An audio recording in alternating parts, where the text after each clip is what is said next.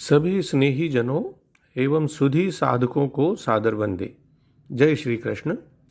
श्रीमद् भगवद गीता अध्याय 11 विश्व रूप दर्शन योग और आज का श्लोक है श्लोक संख्या 23। आइए इसका पठन वाचन और गायन करें और फिर इसका सरल सार और भाव देखते हैं। ये भी एक त्रिष्टुप छंद है। रूपं महते बहुवक्त्र नेत्रं महाबाहो बहुबाहुरुपादं बहुदरं बहुदंष्ट्राकरालं दृष्ट्वा लोकाः प्रव्यथितास्तथाहम्।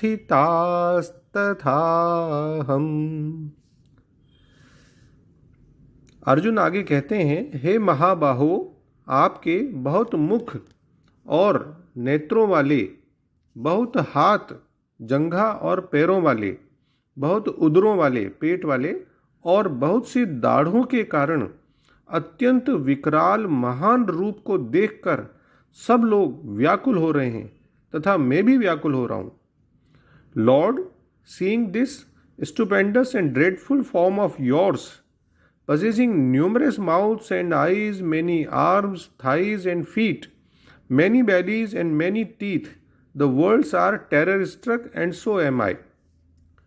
यानी हे महाबाहो, आपका यह रूप अति महान, बहुत लंबा चौड़ा, अनेकों मुंह और नेत्रों वाला और बहुत सी भुजाओं, जंघाओं और चरणों वाला है, बहुत से पेटों वाला है, यानी जिसके बहुत से पेट है ऐसा, और बहुत सी दाढ़ों से अति विकराल आकृति वाला है, यानी बहुत सी दाढ़ों के कारण जिसकी आकृति अति भयानक भयंकर हो गई है ऐसा है। आपके इस विकट रूप को देखकर संसार के सारे प्राणी भय से व्याकुल हो रहे हैं, कांप रहे हैं, और मैं भी उन्हीं की भांति भयभीत हो रहा हूं। यानी इसमें जो है अर्जुन 23वें, 24वें और 25वें श्लोक में भगवान के विश्व रूप के महान विकराल रूप का वर्णन करते हैं और फिर साथ ही उसका प्रभाव यानी परिणाम भी बताते हैं। और 15वें से 18वें श्लोक तक विश्व रूप में देव रूप का वर्णन था। 19 में से 22वें श्लोक तक उग्र रूप का था और 23 में से अब 30वें श्लोक तक अत्यंत उग्र रूप का वर्णन है और उसके परिणाम का भी। तो बहुवक्त्र नेत्रम, आपके मुख बहुत सारे हैं और तरह तरह के हैं, आकृतियां अलग हैं। कोई तो बहुत सौम्य भी हो सकता है, कोई बहुत विकराल भी हो सकता है, कोई छोटा बड़ा भी हो सकता है। इसी प्रकार आंखें हैं जो भी कई प्रकार की हो सकती हैं। कई नेत्र सौम्य सुंदर अच्छे दिखाई देते हैं, कई लंबे चौड़े अलग टाइप के दिखाई दे सकते हैं।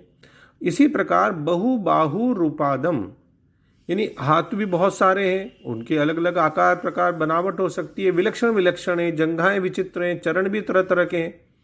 बहुदरम, पेट भी एक समान नहीं है, कई तरह के पेट हैं, कोई छोटा कोई बड़ा भयंकर, कई तरह के पेट हैं।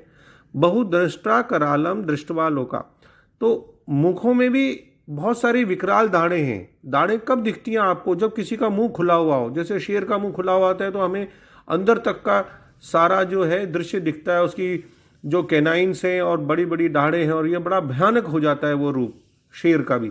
तो इसी प्रकार भगवान की दाढ़ें दिख रही है, मतलब कि काफ़ी विकराल रूप उनका मुंह दिखाई दे रहा है। तो ऐसे भयंकर महान विकराल रूप को देखकर सब प्राणी व्याकुल हो रहे हैं और मैं भी व्याकुल हो रहा हूँ।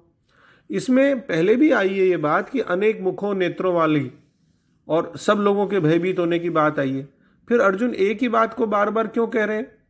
हो सकता है इसका कारण ये हो कि विराट रूप में अर्जुन की दृष्टि के सामने जो जो बार बार आता जा रहा है उसमें उसको नई नई बात दिख रही है, विलक्षणता दिख रही है, भव्यता, दिव्यता और भयंकरता दिख रही है। दूसरा, विराट रूप को देखकर अर्जुन इतने घबरा गए, चकित हो गए, चकरा गए और व्यथित और हो गए कि उनको ख्याल ही नहीं रहा कि मैं क्या क्या कह रहा हूँ, रिपीट भी कर रहा हूँ कि नहीं।